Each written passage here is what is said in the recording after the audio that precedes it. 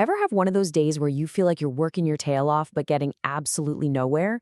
Well, you know what? Physics might actually agree with you.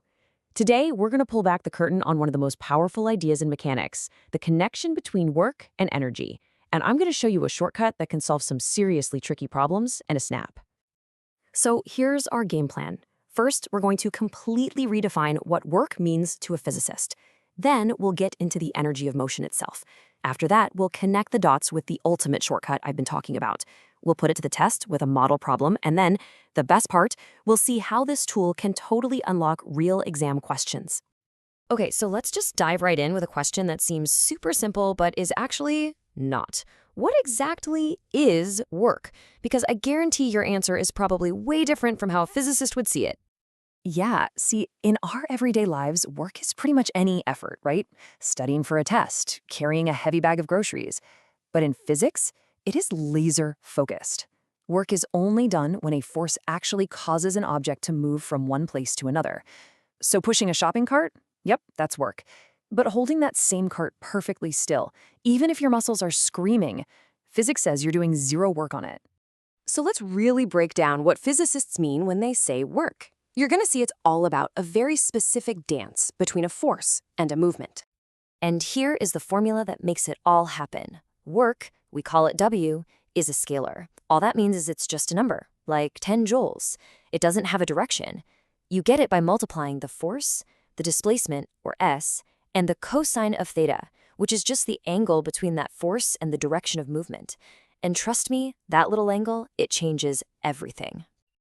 Let's start with the easiest case. Imagine you're pushing a box straight across the floor. Your push and the box's movement are perfectly aligned. That's an angle of 0 degrees. The cosine of 0 is 1, which is the max it can be, so you're doing positive work. You are literally adding energy to that box. Okay, but what about that grocery bag example? You definitely feel like you're working, but think about it. You're lifting the bag up to fight gravity, but you're walking forward. Your lifting force is vertical, but your displacement is horizontal. That's a 90-degree angle. And the cosine of 90 degrees, it's 0. So the work done by the force of you lifting the bag is technically 0. Wild, isn't it? All right, last case.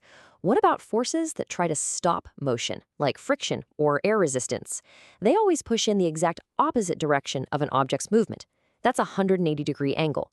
The cosine of 180 is -1. So forces like friction do negative work. They are literally taking energy away from the object. So, now that we've got a good grip on work, it's time to bring in the other half of this duo, kinetic energy, which is, put simply, the energy of motion. Kinetic energy is the energy an object has just because it's moving. The formula is 1/2 times its mass times its velocity squared. Now, pay close attention to that velocity squared part. Because velocity is squared, kinetic energy is always a positive number. But it also means that if you double your speed, you don't just double your energy, you quadruple it. That's a huge deal. Okay, so we've got work, which is force causing motion, and we have kinetic energy, which is the energy of motion. It's time for the main event, people. Let's connect these two with a beautiful, powerful idea called the work-energy theorem. So this is the big question, right? What is the actual deep connection here? How does doing work on something, pushing it, pulling it, actually change its energy of motion? And the theorem spells it out for us perfectly. The net work, that's the total work from every single force combined, is exactly equal to the object's change in kinetic energy. That's it. It's basically a direct energy transaction. You do positive net work on something, you increase its kinetic energy. It speeds up. You do negative net work, you decrease its kinetic energy. It slows down. And when you write it as an equation, it's just so simple and elegant. Net work equals delta K, the change in K. So the net work is just the final kinetic energy minus the initial kinetic energy. This simple line right here, this is the ultimate shortcut we've been building up to.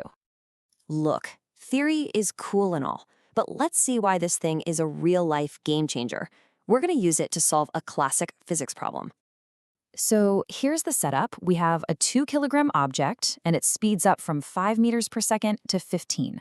The question is, what was the net work done to make that happen? Now, notice what we don't have. We don't know the force applied, we don't know for how long, we don't know over what distance. If you tried to use old school Newton's laws, this would be a real headache. But with our new theorem, it's a straight shot to the answer. We see we have mass, an initial speed, and a final speed. Perfect. We just write down the formula, W net equals the change in kinetic energy. Then we plug in the numbers we know. Mass is 2, final V is 15, initial V is 5, and we're basically done. And boom, the answer is 200 joules. That's it. We didn't need the force, we didn't need acceleration, we didn't need distance. The theorem let us just completely bypass all of that extra work and go straight to the solution. That right there is the power of thinking about physics in terms of energy. Now, this isn't just some neat trick for made-up problems. This principle is your secret weapon for solving real exam questions and solving them fast. Let's take a peek at a couple of examples. Check this out, a problem from the 2022 NEET exam. You've got a force that actually changes over time, and they want to know the power. I mean, that sounds pretty tough. Probably involves calculus, right? Well, yeah, the full solution does. You'd have to take that force, find the acceleration, then integrate that to find the velocity at any given time, and then use the power formula. But every single one of those steps is built on the fundamental relationship between force, work, and energy that we've been talking about. Okay, here's a different flavor, a classic from 2018. An object slides down a ramp and has to have just enough speed to make it all the way around a vertical loop. So, from what height h does it need to start? So, what's the secret here? It's a close cousin of our theorem, the principle of conservation of energy. You realize that the work done by gravity is just converting the object's starting potential energy, mgh, directly into the kinetic energy it has at the bottom. It's another beautiful direct exchange of energy, which is the heart and soul of the work-energy principle. And this all brings us to one last thing to chew on.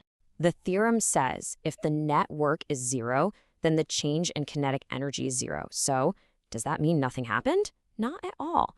Imagine you're pushing a heavy box across the floor at a steady, constant speed. You were doing positive work, for sure, but friction is doing an equal amount of negative work. The two cancel out. The net work is 0, its kinetic energy isn't changing, and it just keeps on cruising. So 0 net work doesn't mean 0 action. It just means 0 change in motion. Pretty cool thing to think about.